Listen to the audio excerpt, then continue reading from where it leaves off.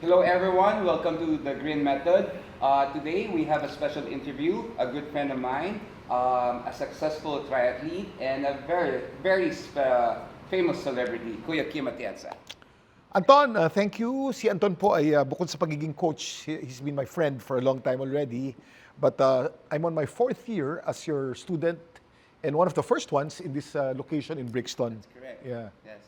Kuya Kim, how long you been training under the GRIN Method? Well, 4 years. I was a triathlete for many, many years. When I first met you in the other gym in Makati, I was a pure triathlete. I was swimming, biking, and running, Yes, I and remember was not doing any strength and conditioning. I was a triathlete I'm retired as a triathlete. I was doing about maybe almost 15 years doing triathlons. But now, I am enrolled in the GRIN Method, and I'm doing your program, and it works for me. Yeah. That's good to hear, Kuya Kim. I prepared a couple of questions here that I wanted to ask. Okay, so coming from a competitive athletic background, how has training at the GRIN Method shifted your focus toward long-term health, mobility, and longevity? I used to not believe in strength and conditioning, functional bodybuilding in the GRIN Method. I remember that, Kuya Kim. Yeah, I was hanging out lang in the gym because my triathlete friends were doing your program, and I felt that if I did this, I'd be injured because triathlon's already so taxing on my body, on my joints. If I do strength and conditioning with triathlon, it might be overreaching. I might be overdoing it, no? That's correct. Of course, it was a mistake because now that I'm older, because I'm going to be 60 in about 5 months. Wow. So approximately I'm 60 already. I realized that the GRIN Method and strength and conditioning is vital. Is And more goes hand in hand important. also. Goes hand in hand for whatever sport that I get into. And as I age also, it's more important pa than the sport that I was into. That is so true, Kuya Kim. Like my passion is in swimming, biking, and running. But at this age, for me to live longer and to look better, people say that I look young. It's vital that I get into the program. And so I shifted my fitness efforts now from swimming, biking, and running and endurance sports to the GRIN Focus on Method. building strength, no? Focus on building strength, mobility, and flexibility. So for quality of life na. Quality of life, also aesthetics. It's funny because I used to be an aesthetic bodybuilder as well back in the 80s. I would lift weights to build my muscles, to get good symmetry, but I was not fit. I looked good, but I was not fit. Now, it's the other way around. I work at my fitness, I work on strength and conditioning, and then as a byproduct of that, as You a look side younger. effect, I look better and I look younger. Oh, that's good to hear. Yeah. All right, so next one is what is one specific movement or routine here at the GRIN Method that keeps you feeling as strong and capable at 59 as you were years ago? I really like leg days. Oh, I noticed that. Kuya Kim. Yeah, I like doing the two king exercises, which is the squat and the deadlift. And I like doing it heavy. Because in the GRIN Method kasi, Anton would put RPE, or Yes. rate of perceived exertion. When I see a 9, I get excited because I know that I'll go semi all out. But why legs? No? Whenever I do a good leg workout and when I follow your RPE, when I do a 9, I feel that my whole body is really worked out. Not only my legs, but my upper body as well. And not only that, my energy level is much higher and parang True. my metabolism changes. So I like leg days. And it's amazing because when I was an aesthetic bodybuilder, leg days were simple. I do a simple squat or simple deadlift and that's it. Then I use all these belts, all this All belt, sport, no? and all the straps and the hand straps and all that. Now, I have nothing. I have nothing but my core. Yes. I have no straps. I have no belt. Kuya Kim, I remember also that you can even squat, no, full before. Yeah, my squat then was bare minimum. Oh, bare minimum. Bare minimum, meaning parallel. Yes. When I hit my parallel, I'm done. It's amazing that now that I'm almost 60, I can full squat now. Yeah, And doing the Asian squats. I remember. I can do an Asian squat very comfortably. It's now a resting position, not an exercise position. I don't have, I can, my rest, my cool down nga is I sit beside the wall and I do an Asian squat for 20 minutes. Asian squat is very important also Yeah. because it opens your hip flexor, no? If your hips is flexible and strong, you can do lots of things, no? That's what we are focusing here and also.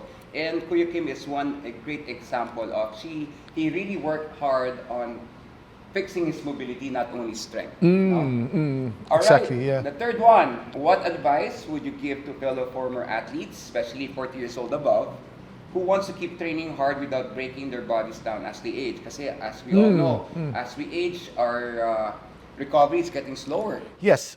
For those who are into endurance sports or any other sport, think of our bodies as our equipment. And the equipment cannot keep on running and running and running without maintenance. If we maintain our car by tuning it up and by just generally, Just keep on using it lang. if you just keep on using your car until it wears down, wears off, it will break down. So the body, like a car, has to be maintained totally. What is to be maintained? Our muscles. Our muscles have to grow, have to get stronger, and have to be used. Yes. Our bones as well. No? Our bone density has to improve as well. If you want to be good at your sport, it's important to do strength and conditioning. This is a known science. Yes, this is and very, this has been accepted for a long time already, but has been ignored. Like I did, no? What's good is, although I don't swim, bike, and run competitively anymore, because of the program that I do in the GRIN Method, it's just there. Oh, you're prepared already. I'm prepared to swim, bike, and run anytime. Yes. Maybe not as fast, kasi intervals yan eh. But I can swim, bike, and run even without swimming, biking, and running because the Anytime. muscles Yes. are ready, the muscles are prepared. That is so great. And then again, aesthetics. People tell me, Kuya Kim, you look so young, you don't look like you're 60. Aesthetics is a byproduct, a side effect of what we do in the GRIN Method. That's so true. And also, if you work out and lift weights, no, people think they're only building muscle, but also it improves your bone density and ligaments. So strength and conditioning is very important, especially for your sport, especially as we age. Also, no. Also, I'd like to add, Coach, no, it's good for bone density, for muscle hypertrophy, and for brain health. Yeah, that's very important. Brain health. I have a lot of friends that whenever they get depressed or whenever they're going through something, I tell them, work out with me in the gym because it really helps. Why do I know? Because I went through something very similar. I lost my daughter and I was in deep grief. And grief is the same as depression. It's the same Same pain. same pain, same negative energy, no? And I realized when I don't work out, I grieve more. When I work out, I grieve less. I'm not saying the grief leaves, but I grieve less. So there, it's important also for brain health. Proven because I went through it. Yeah, movement talaga is the key. Blood flow, no, and will make you happy. All right, Kuya Kim, in just 3 words, 3 words, how does training here at the GRIN Method make you feel? Makes me young. 3 words. Makes me young. That's very straightforward. Yeah. And look at Kuya Kim now. He looks like maybe 40. No, Papa? Yeah naman. Siya. Yeah. Well, as I said, no, I'm almost 60. I'm going to be a senior in a few months. I've been counting months already now. I used to count years. But now, 60 is the but you know, 59 and 8 months is the same as 60. Pareho na rin yan. But people tell me that I look young, mainly because I do strength and conditioning, care of the GRIN Method. Okay, thank you very much. Yeah. All right, last question. What's one thing you can do today that you couldn't do before you started at the GRIN Method? I couldn't squat low. Yes. I couldn't lunge. I remember that the first yeah. day, sabi ko, Kuya Kim, Yeah. just give me a chance. Train here like height once lang. And I let him do lunges. I couldn't do a single lunge without weight, without trembling. Because the 15 years of swimming, biking, and running trained my muscle for a certain movement that's only forward.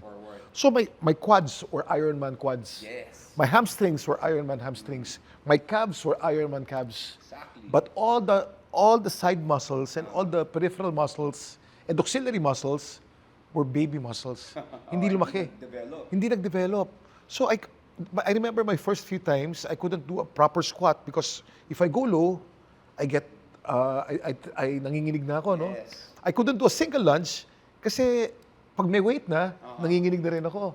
I was so surprised to realize that I was an Ironman with some baby muscles on the side.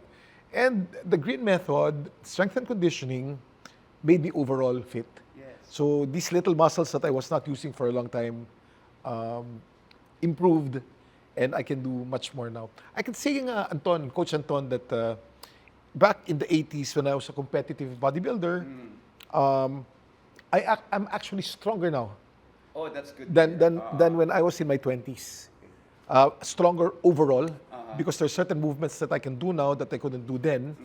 And I would say, yun, it's amazing because I was in my 20s. Oo. I'm almost 60.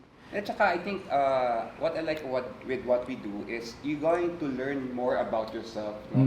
Not only that you develop strength, but you also realize that I can do this pala. Oh, I can still improve my mobility and all. Yeah, So yeah. I think that's what we are really doing here is more educating, learning process, and enjoying the process at the same time. All right, Kuya Kim, it's such a privilege to witness your development, and thank you very much again for allowing us to interview you today, and thank you very much again for your friendship. And do you want to say something? Pleasure is mine, Coach Anton. I'd like to add on also that the GRIN Method also, and the gym, the box as we call it, no, is a community. Yes. I enjoy my workouts, but I enjoy it even more because of the people that I become friends with. They say nga, when you suffer together, the friendship lasts longer. So it's a community, it's a very pleasant community, and it's a very supportive community. And we hang out with the same-minded people. Yeah, like-minded, we eat the same things, and we do the same things, and we become friends, Yes. friends for life. Thank you very much, Kuya Kim, for your time. All right, thank you very much for watching, and see you in the next interview. Kuya Kim, thank you very much. Oh my God, that's so great. And cut. Ganun lang. Ganun lang.